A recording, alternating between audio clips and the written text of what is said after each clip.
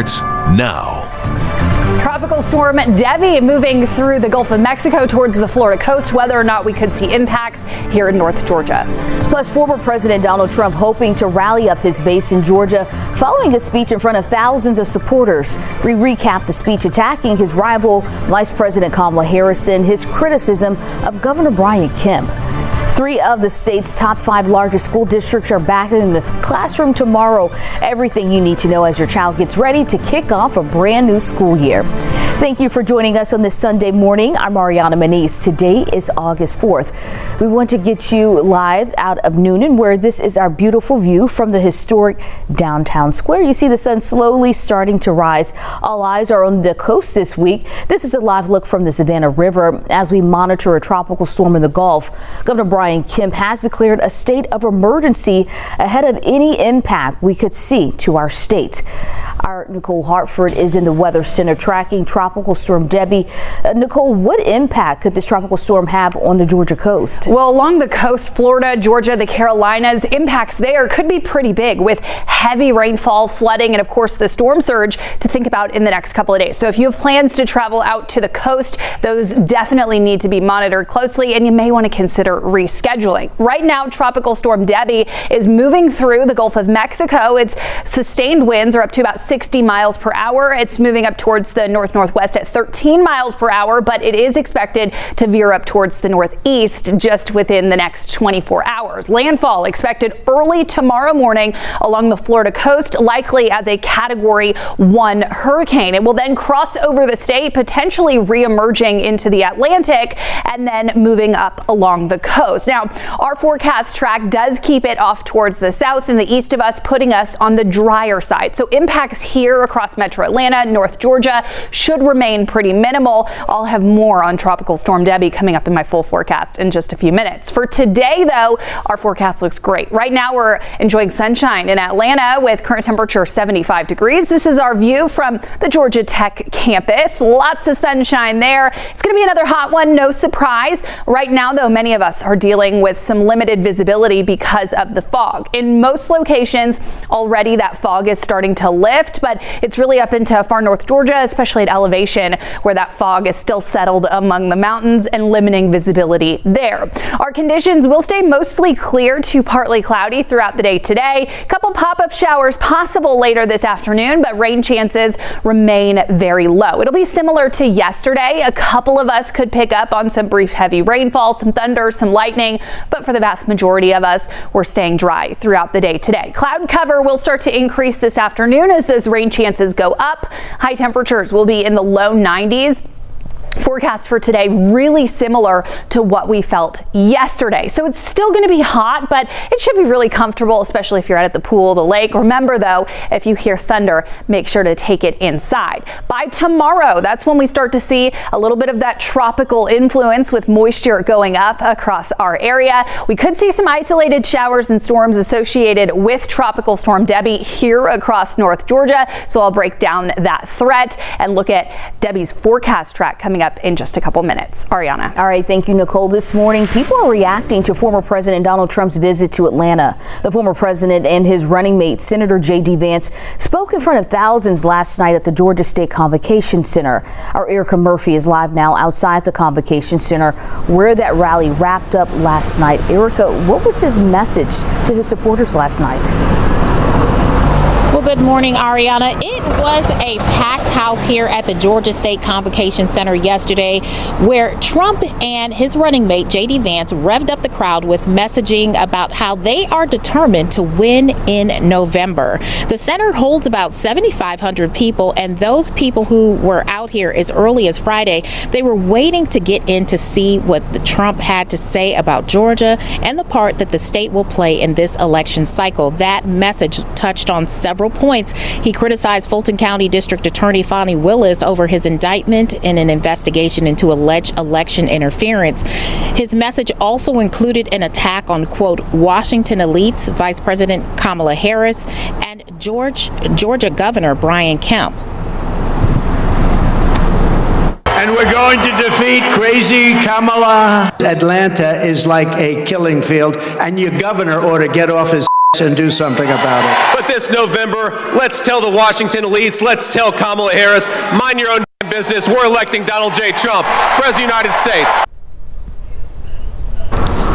Now, we do know that Governor Brian Kemp actually clapped back on X last night, basically saying he is focused on winning the presidential election. He is not interested in petty personal insults. Reporting from Atlanta, Erica Murphy, 11Alive News.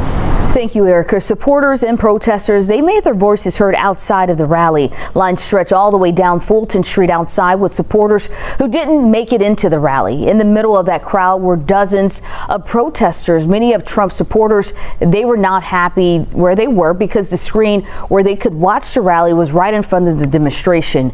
We spoke to people on both sides of the issue to hear what was on their minds. Immigration, that's a big issue. We got basically a full-on invasion happening at the border, and that's a big issue when you want to talk about economics as well. We're here to stand for Palestine and a free Palestine. We're here to stand for queer rights or LGBTQ+ rights. We're here for an end to student loans, healthcare. Demonstrations from supporters and protesters were mostly peaceful outside with the exception of a few exchanges of words. People looking to support Vice President Kamala Harris showed up in force Saturday on Decatur Street to learn how to canvass. They also heard from Congresswoman Jasmine Crockett of Texas and Georgia Representative Nikema Williams. The women told a PAC room exactly what they think is at stake in November and presented a case for these volunteers to use in the next few months to inspire other voters to cast a ballot for Vice President Harris. The ballot this election, our freedoms are on the ballot, y'all. Yes. And we understand that here in Georgia, we fight for our freedoms. We fight for the freedom to vote because we are in the home of the late Congressman John Lewis. Yes. We fight for our economic freedoms because everybody deserves the ability to not just get by, but to get ahead. Yes. Volunteers attending the event received training and were dispatched to go door to door in teams. Vice President Kamala Harris will be back in Georgia this Friday. It follows her visit to Atlanta this past Tuesday. She'll be in Savannah as part of her campaign's tour of battleground states. Just days from now, we also expect to learn who Vice President Harris's running mate will be. We know this weekend Harris is vetting a short list of running mates. This set to include Pennsylvania Governor Josh Shapiro and Minnesota Governor Tim Walz. He is reportedly supposed to meet with her today. An update to a story we brought you yesterday. Right now, Harris and Trump can't seem to agree on their next debate. Vice President Harris posting online that she will be at the ABC News debate on September 10th, a debate Trump announced he is backing out of that he previously agreed on when President Joe Biden was in the race and said he wanted to be held on Fox News on September 4th. 11Alive remains your source for everything happening on the campaign trail. Remember, you can head over to 11alive.com and click under the politics tabs for your top headlines. Starting today, some residents of an apartment complex where massive fire happened a week ago will finally be able to go inside of their homes. The Bell Collier Village apartment complex shared an update with residents yesterday saying a limited number will be escorted into certain apartments to get their personal belongings. They will only be able to go inside the part of the building that engineers say is safe. Friday, it was revealed the fire started due to an unsanctioned party on the rooftop where a propane grill was filled with charcoal. Officials say 100 people were at that party. Now, we have stayed on top of this fire that has displaced dozens since last Saturday. You can get updates on this and other stories by downloading the 11Alive News app. I say it over and over again, but I mean it. I want our children in classrooms and not in courtrooms. More students are heading back to school this week, and to help parents have some money while going back to school shopping, Fulton County District Attorney Fani Willis hosted a back to school giveaway on Saturday. Students received backpacks filled with supplies, and the event even provided massages for parents and teachers. Fulton is not the only school district returning tomorrow. Students in Gwinnett, DeKalb, Fayette, and Griffin Spalding County schools are heading back to the classroom. We hope you have a great school year. Also happening tomorrow, Atlanta Public Schools will officially swear in their new superintendent, Dr. Brian Johnson. About a month ago, Johnson was officially voted in as the newest superintendent. Last week, as APS started the new school year, our Jerry Carnes spoke with Dr. Johnson, who was happy to welcome students back. Well, we are excited that the school year has begun. Looking forward to being in schools, seeing the work firsthand, the work our teachers are doing, and obviously our students and leaders, and continuing to build. Appreciate Dr. Battle having served and continuing to serve the next few days as interim superintendent, and the work of our school board in positioning me to come in and be successful. The new superintendent will be sworn in tomorrow morning at 10. Following that, he will preside over his first board meeting as superintendent later on that afternoon. In Henry County tomorrow, the community gets one final chance to meet new superintendent finalist Dr. John Pace III. A meeting will be held from 5:30 to 7 tomorrow at the McDonough High School cafeteria. The Board of Education voted for Dr. Pace during a special meeting late last month. The board will vote on his appointment to the role, and the earliest this can happen is Tuesday. Dr. Pace comes to Henry County from Miami-Dade County Public Schools, the third largest school district in the country, where he served as deputy superintendent there. 11Alive is also kicking off the school year by helping set Fulton County students up for success. 11Alive is partnering with Heritage Elementary School and McNair Middle School to help fulfill their Amazon wish list of school supplies. If you use your phone, you can scan that QR code you see right now on your screen. It will take you right over to their list. The drive runs through August 23rd, so please consider donating and help us make it a great school year for these kids. Finding a newly constructed home that is not in a homeowners association is almost impossible, according to the Foundation for Community Association Research. More than 2 million Georgians live in an HOA, paying about $3 billion in dues. And while most seem happy, 11Alive investigative reporter Rebecca Lindstrom gets weekly emails from viewers feeling the opposite. She takes us to one community getting creative to regain control.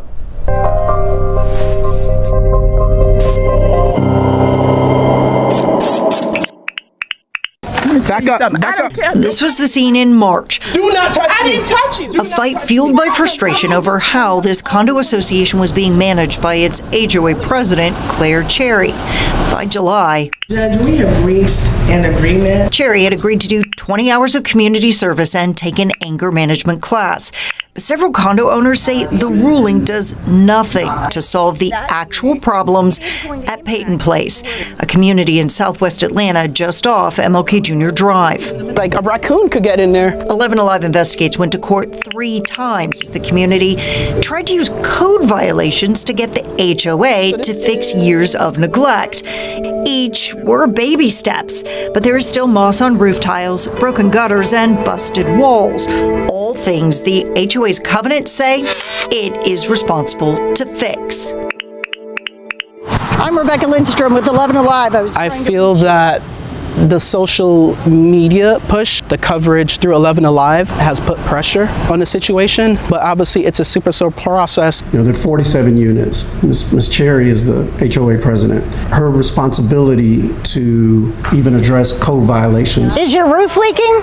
is largely tied to those 47 individual units and homeowners paying their dues. But according to property tax records, Cherry owns at least 12 of those units. And these homeowners say they have yet to see proof that even she is paying dues. I mean, the board is responsible for collecting those dues, getting the money that's and needed. Reporting what actually was collected. These property owners say they've never seen an HOA budget. That is why several homeowners have gone a step further, filing a lawsuit demanding the current board step down. Right now, I believe our legal bill is $20,000. There is growing interest, though, to find solutions to help homeowners. A new state legislative study committee will kick off this fall. I hope to expose a lot of real abuses. City of South Fulton Councilmember Linda Pritchett says she's trying to create her own study committee. She says local government can help educate people on what an HOA can and cannot do. Many of the board members for HOAs don't realize that you have to have quarterly meetings. You have to understand Robert's Rules of Order. But she says only the state can penalize boards, property management groups, or attorneys that participate in neglect, or on the other end of the spectrum, issue fines for the sake of fines. My next door neighbor had built a pond with exotic fish and did not get permission. So within a year, they had $14,000 worth of fine. And it just didn't even make sense because they had removed the pond within 2 months. Pritchett plans to take what she has learned to state lawmakers, and so does Shepard. There is no recourse in the state of Georgia when you have an out of control and, in my opinion, criminal HOA. In Southwest Atlanta, Rebecca Lindstrom, 11Alive investigates. Lawmakers on every level tell 11Alive investigates they had no idea this was a problem. So much is so, you've heard it multiple times, it's worth repeating. Let your lawmakers, your local and your state lawmakers know exactly what you're experiencing. All right, let's get over to our meteorologist, Nicole Hartford, for your weather impact forecast. All eyes on this Sunday forecast. Nicole, as people are headed out for church this morning. That's right, and it's nice across North Georgia and across the state. We have lots of sunshine out there. It's a beautiful start to the day. Things may start to change, especially closer down into central and south Georgia in the next 24 hours, though, all because of the tropics. We have Tropical Storm Debby. This is the view right now of the rainfall associated with it. Some of those outer rain bands already impacting portions of Florida, and this will continue moving up towards the north before its eventual landfall into early tomorrow morning. It's currently producing sustained winds of about 60 miles per hour, moving north-northwest at 13 miles per hour. But as I said, it's expected to make a further northward and even eastward shift as it gets closer to the coast. Landfall is likely as a Category 1 hurricane. The official forecast from the National Hurricane Center does have 85 mile per hour sustained winds forecast for this, which puts it on the stronger side of a Category 1 hurricane before it approaches the Big Bend of Florida. This will veer further eastward, kind of cutting across the state and into likely South Georgia and eventually potentially re-emerging into the Atlantic. The forecast for the next couple of days associated with this has pretty high confidence, but as we get closer to the end of the week, that's when our confidence with the track of Tropical Storm Debby starts to get a little bit lower. You'll notice that the forecast cone for it pretty large as we get into Wednesday, Thursday, and Friday. Now, it looks like we'll stay on the western side of Tropical Storm Debby, which is historically the drier side. That does mean that impacts here will likely be minimal, but we could still see some of that tropical moisture tomorrow and into Tuesday and maybe even through the end of the week. I mentioned that low confidence when it comes to the long-term forecast, and you can see why. These are our spaghetti models that show potential tracks of the center of circulation, and there's a pretty wide variability as we get into Wednesday and Thursday, which is not common with these tropical systems. Right now, that forecast track for it does have it moving across the state of Florida and into the Atlantic. A big steering factor here is actually going to be the stationary front that's currently stalled across the state. This is the same system that led to those isolated showers and storms yesterday and will elevate our rain chances later this afternoon as well. This will eventually steer Tropical Storm Debby off towards the northeast, making it still pretty far away from us in the Atlanta metro. So here's as it approaches the state of Florida shortly before landfall. A lot of heavy rainfall associated with it. It cuts up into South Georgia and then essentially ejects off towards the east, potentially back into the Atlantic. This is going to essentially ride the coast up towards the northeast, bringing heavy rainfall and gusty winds along the Georgia coast as well as the Carolina coast. So if you have plans over the next week to get down to the coast, you will definitely need to monitor that closely. I mentioned the chance for some isolated showers and storms here. We could see some of that tropical moisture leading to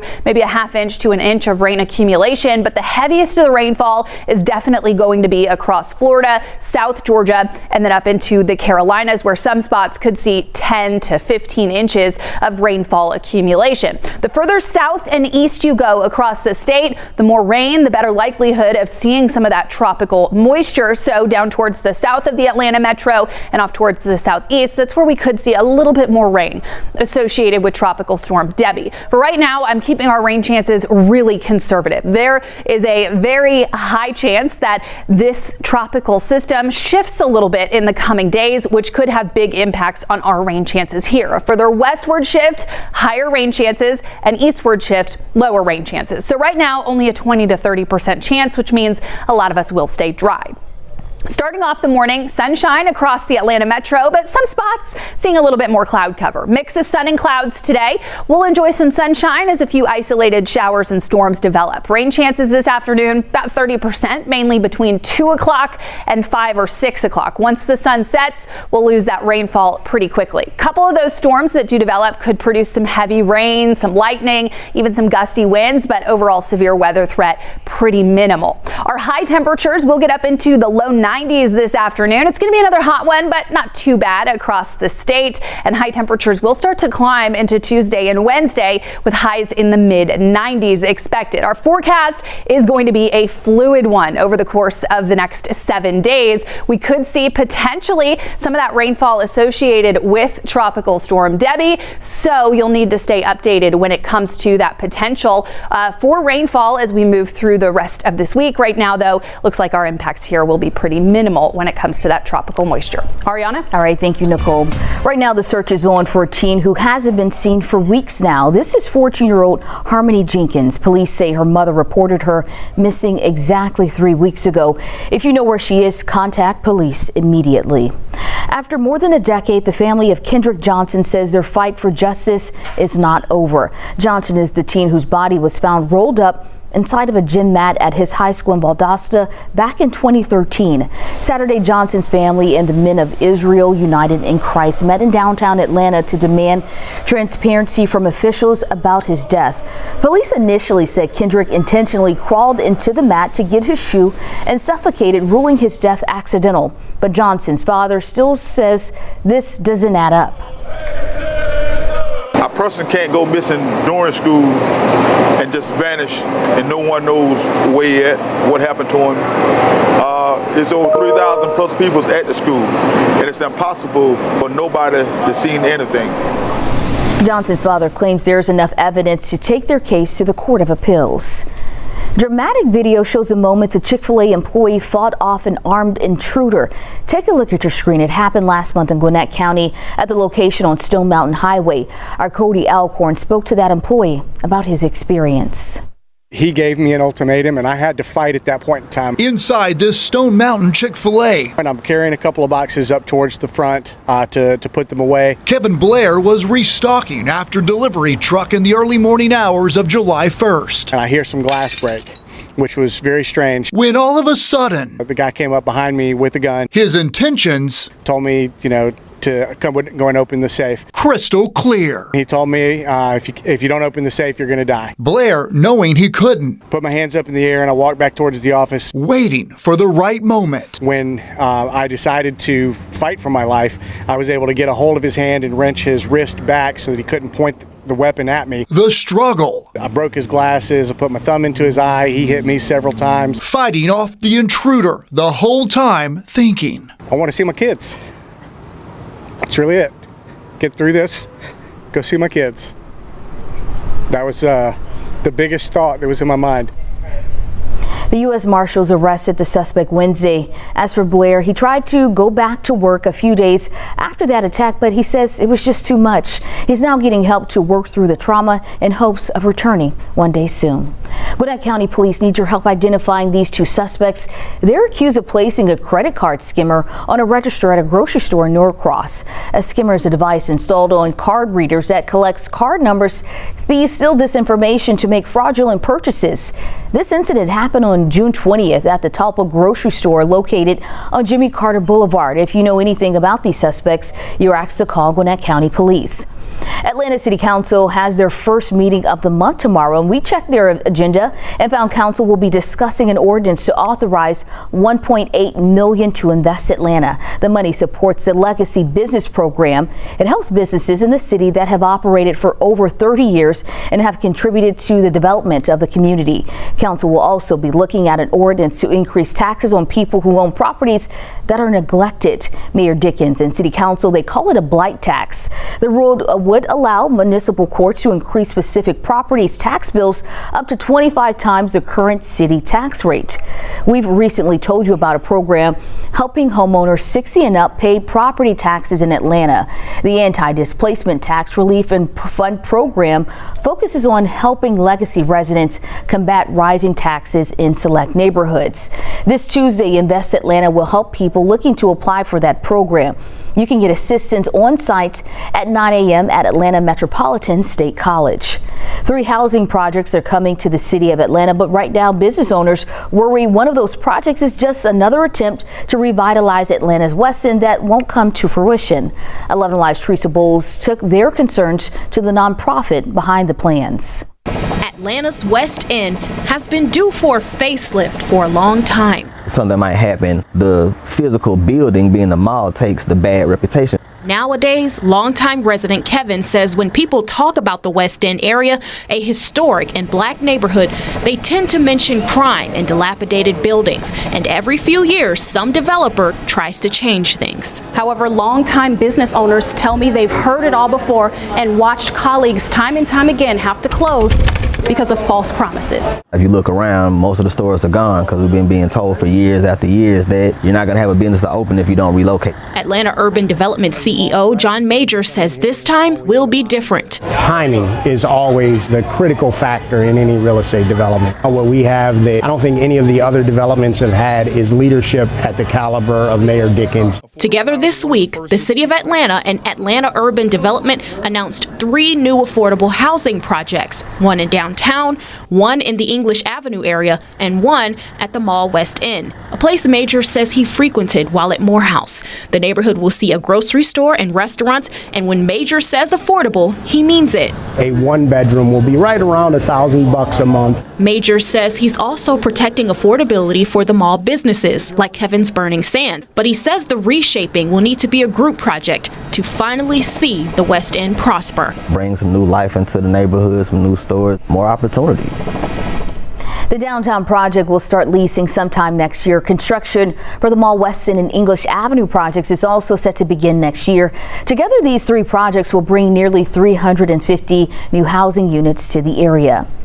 Happening tomorrow, tickets go on sale for the birthday celebration for former President Jimmy Carter. The Carter Center says his centennial birthday bash will happen at Atlanta's historic Fox Theater September 17th and will feature some famous faces, including country artists Eric Church, Allman Brothers band member Chuck Leavell, and Maren Morris. The event will also feature appearances by actor Sean Penn and Atlanta Braves legend Del Murphy. Tickets are $100. Starting today, you have the chance to try out some local spots you've never tried before. It's the start of Black Restaurant Week Atlanta. It actually runs through August 18th. So far, there are nearly 24 restaurants participating in this year's campaign, including Icy Chicks, Gaucher's Tapas Bar, Virgil's Gullah Kitchen and Bar. This is the 8th year for this campaign, and we may have some nice weather. Nicole, you can go out and start trying some of these restaurants. Yeah, that's right. Today across North Georgia, a lot of time if you want to get outdoors, get out to try a new restaurant, get to the park, whatever you want to do, you should be able to do it. Lots of sunshine, especially through the morning, although some spots are a little slower to clear out the fog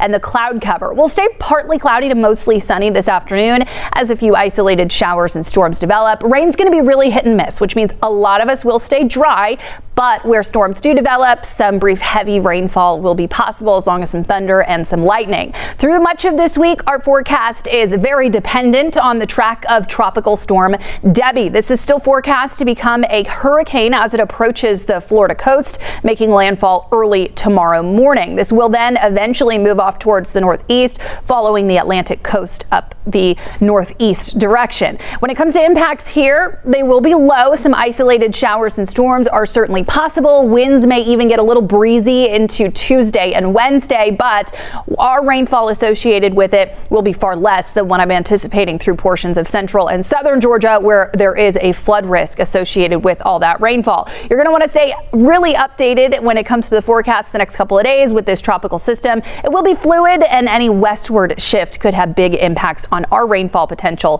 through the next 7 days. All right, thank you, Nicole. Parents, listen up. Babies R Us is making a comeback. Kohl's is planning to add Babies R Us shops to 200 of its stores. They will start to open this month and all will be ready by the holiday season. Not only will you be able to shop to some Kohl's stores, but Babies R Us items will also be available online.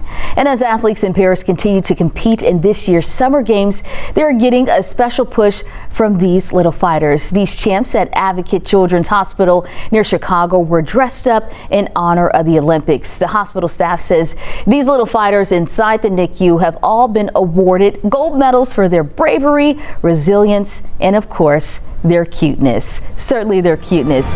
All right, thank you so much for joining us on this Sunday morning. Remember, the news continues throughout the day on 11alive.com. Go out and have a great day.